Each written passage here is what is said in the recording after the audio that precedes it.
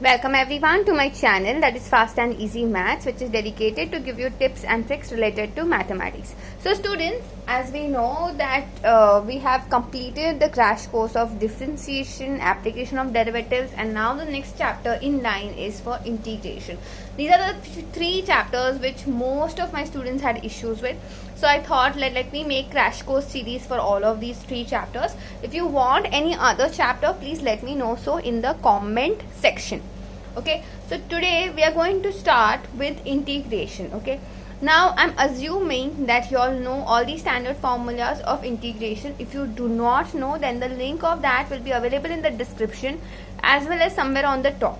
Okay, so do go ahead and check it out, because in that video I'm showing how to remember integration formulas just from differentiation formulas. Okay, because as we know that pretty much most of your integration formulas are exact opposite of your differentiation formulas, meaning the answer for your log x, when you differentiate log x, you get 1 upon x, and in integration, so let me just write that down, d by dx of log x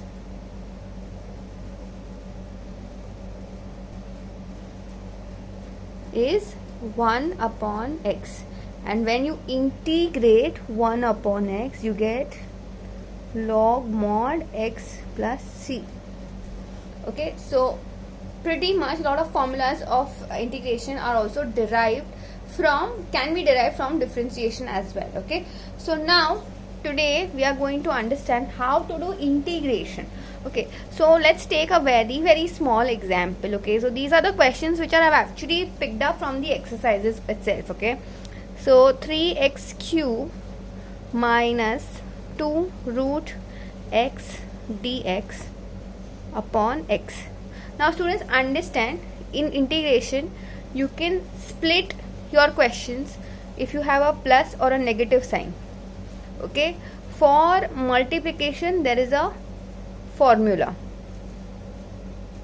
Okay, but for division we do not do any, or we rather, let me just write down, we don't have a formula. Like in differentiation you all had quotient rule, here we do not have any of it. Okay, so what will you do in such a case? So this is a very simple example. You can split your numerators and get your answer. Okay, but in the other cases, like when you cannot actually split your numerators, or your denominator has a something along with it, like x square minus 2 the whole square, something like that, and then in that case what you will do, so for that also there are a lot of properties. Okay, so here in this particular chapter you are actually dealing with standard formulas, and then you all have properties, then you all have formulas, after which you have product rule, which is u into v, and the last one which is partial fractions. Okay, so all of this will be covered in this series itself. Okay, so now after splitting we will have 3x cube upon x minus integration of 2 root x upon x. Now students, please understand, when you split, along with each integration sign your dx will move. Okay, so please understand, these are the videos where you will know how to present your answers as well. Okay, so now this x and this x cube can get cancelled, so we have, I can take 3 outside, so x square dx minus, here also you can take 2 outside, and here, now please understand, can I treat this as nothing but x raised to half, and since x is in the denominator, if I shifted on top, I get it negative 1, so my final answer is x raised to minus half. Okay, or you can write x raised to 1 upon root x as well. Okay, now as we know that 3 into integration of x raised to n is nothing but what? x raised to n plus 1. So in this case 2 plus 1, that is 3, upon 2 plus 1, which is again 3, minus 2 into x raised to minus half plus 1 upon minus half plus 1, and your final answer will always have a plus c. But this is not your final answer. Please understand, whenever you start putting your formulas, okay, your entire equation should have a plus c after that. Okay, so now can I say the answer is x cube minus 2 into x raised to half upon 1 upon 2 plus c. So here your final answer now shifts to, this half will go, or rather the 2 will go on top, so we'll have 4 x raised to half plus c. Students, if you do not know how to do division when it comes to fractions, then I have another video of that. The link of that will be available somewhere on top as well as in the description. Okay, so do check it out. Okay, so now this is a very easy sum. Now let's understand what will be a trickier sum when it comes to standard section of integration. Okay, so this is quite tricky. Okay, if they have given, I'm just going to make a separate partition. So f dash of x, if that is given as 4x cube minus 3x square plus 2x plus k, and they have given you f of 0 is equals to 1, f of 1 is equals to 4, and you have to find f of x. Okay, so now this is quite interesting. Okay, but see, understand, like we know that differentiation and integration are technically reverse of each other when you actually start solving. So we can say that integration of f dash of x will get you your f of x.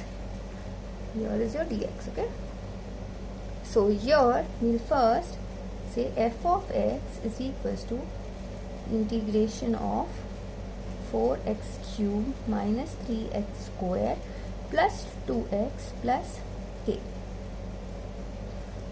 dx.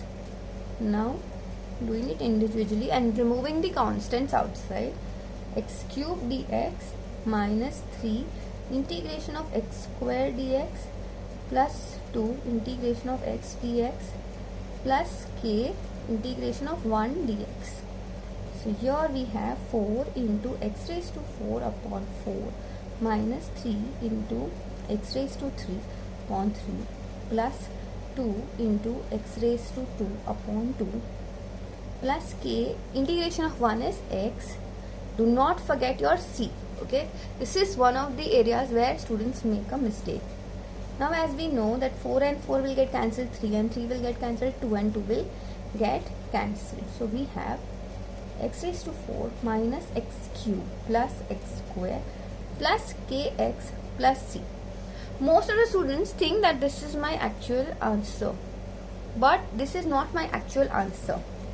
Okay, now we'll see for f of 0, what do we get, which is equal to what? F of 0 is equal to 1. So can I say, when I substitute, all of this will become 0.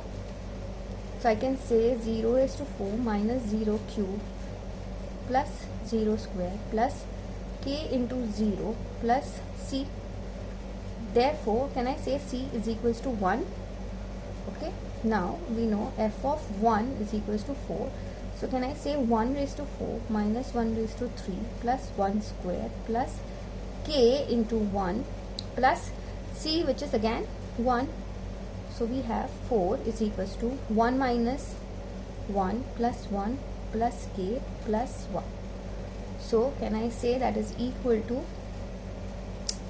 1 and 1 will get cancelled. So k plus 2 is equals to 4. Therefore, can I say k is equals to 2? Right? So now substituting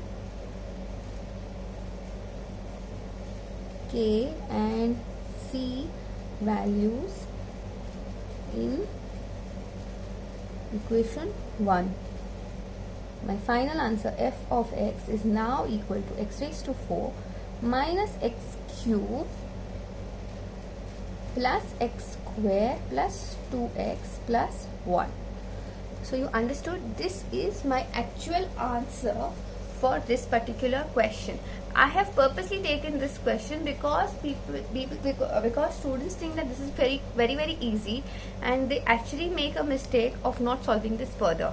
Okay, so this is where I want all of you all to pay a lot of attention to. So stay tuned for the next video, which will be about properties. Okay, so first we finished with standard. Now the next video will be about properties. Okay, so that's it for now. I will see you in the next video. Bye.